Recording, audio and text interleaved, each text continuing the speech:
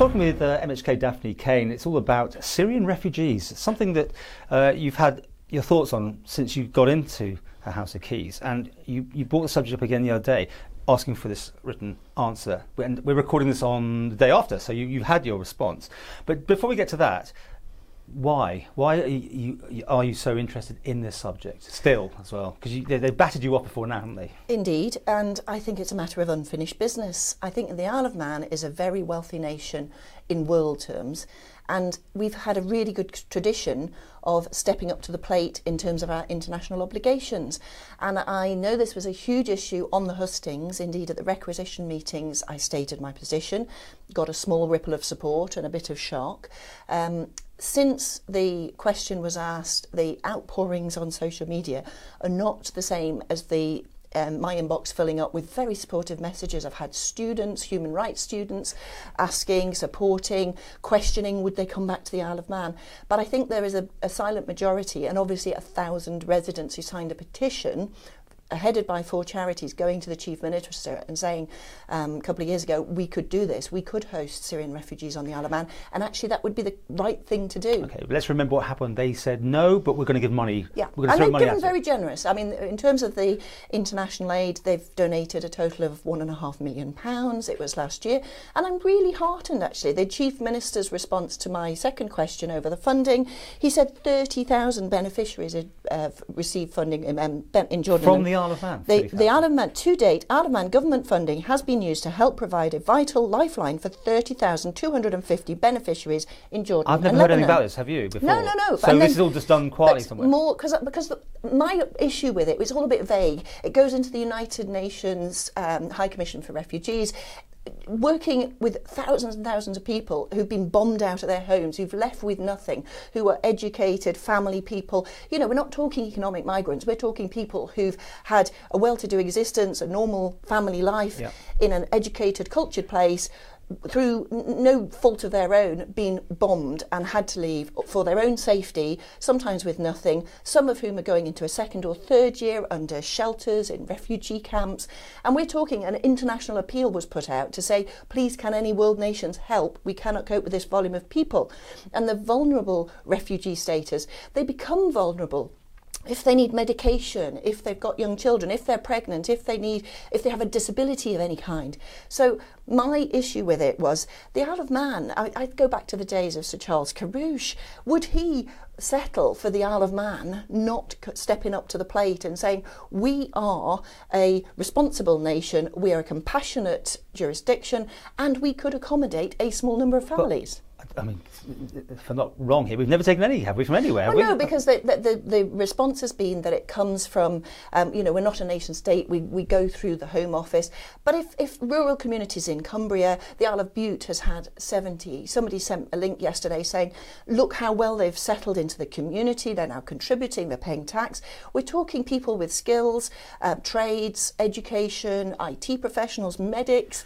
They could contribute to society, and also they would probably, those who are able at the end of 5 years, potentially if their home was stable enough to return to, they would want to return. I'm getting your picture now, because in your head, when you say refugees, you see people who just got a bag on their back. Economic migrants, single young men trying to cross channels. Or just ones who literally got nothing to do and not, they just got nothing in their life and they just have to be put somewhere. You're talking about economically active refugees almost, I'm talking normal families from a middle class, if you like, background in a different culture who have been bombed out of their homes, their cities, with absolutely nothing, and who have spent a year or sometimes longer with little access to medication, food, shelter, warmth. I spoke to a woman in Ramsey who has twice gone over to a refugee camp in Lesbos in Greece and worked as a volunteer in the refugee camps, hearing people's stories. She's still in contact with a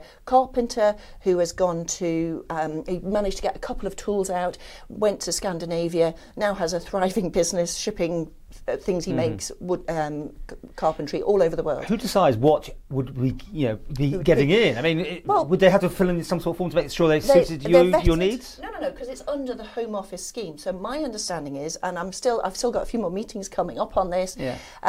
Perhaps we're not suitable for all people with all conditions, and interestingly, the government support has meant 2,000 Syrian refugees.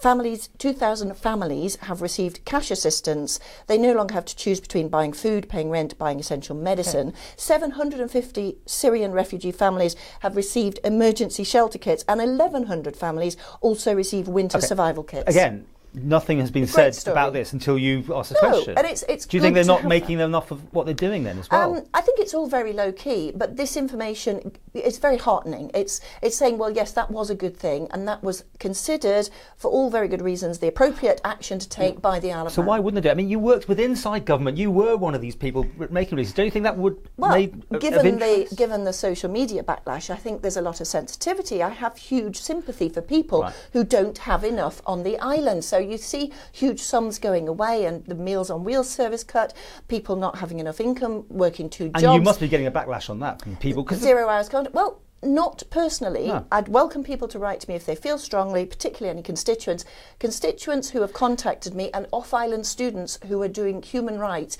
who are baffled at the Isle of Man's position. The Isle of Man is a compassionate place. The Isle of Man wants to help in the best way possible. This isn't playing well, because I know the international media has been looking to get hold of, for responses, and I don't think anything's been done, to camera and those sort of things. I mean, it doesn't look good. Is that what you're also saying? No, we're not taking refugees? I'm saying there's a good story here. There's a positive story. The information has now been published, but in terms of should the Isle of Man do more, and what is appropriate and the best outcome for the Syrian refugees who could contribute to the community? If they arrive, who would take responsibility? Would it be a church organisation? Would you put them into a guest house? I mean, would they be all over the Isle of Man? I mean, where I am, it should not impact and is completely separate to any social issues on the Isle of Man. You don't want any Isle of Man person waiting for housing disadvantaged because of this. Yeah.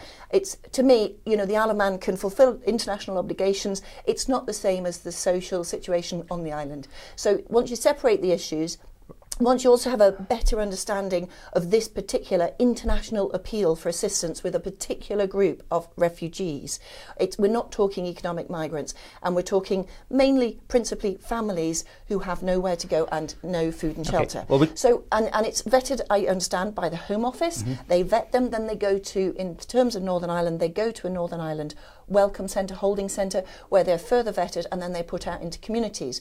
Well, the Isle of Man doesn't have that kind of structure, but what if the Isle of Man could work with the Home Office, perhaps as Northern Ireland acting as our welcome centre, and they were appropriately vetted, and then those sent to the Isle of Man would then be suitable for the Isle of Man and could be accommodated in whatever means, whether that's private landlords or charitable support, however it's Finally, how do you pursue this now? You finished with that? Now you got your answer, that's the end of it? I think the Isle of Man has done what it did, and the Isle of Man, the other take on this is, was it the Isle of Man's decision? Because the Jersey commentator, who's also contacted me, Anthony Webber, I think you interviewed him, and also Mrs. Beecroft's questioning who wrote what to whom and whose decision was it, and was it a political decision or was it a civil service decision between jurisdictions? But whatever it was, whatever the Isle of Man is supporting, as this is our current position, then I think we have to accept it for now. I continue to talk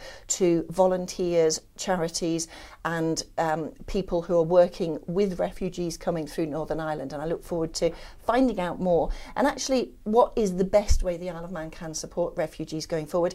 And also, for this and for our future international obligations, the Isle of Man step up to the plate. We have a great history of having compassion for people who are sent out, who have no hope of going back to their homes, and it's worked out well in the past. Why are we so fearful? And also, we are a wealthy nation with sympathy for certain issues that are going on domestically. We still need to meet our international obligations. I think your post bag might be quite full actually on this, because it's going to polarise people. It's going to polarise people. It is, but it's very interesting that people, when you speak to them face to face, are more sympathetic.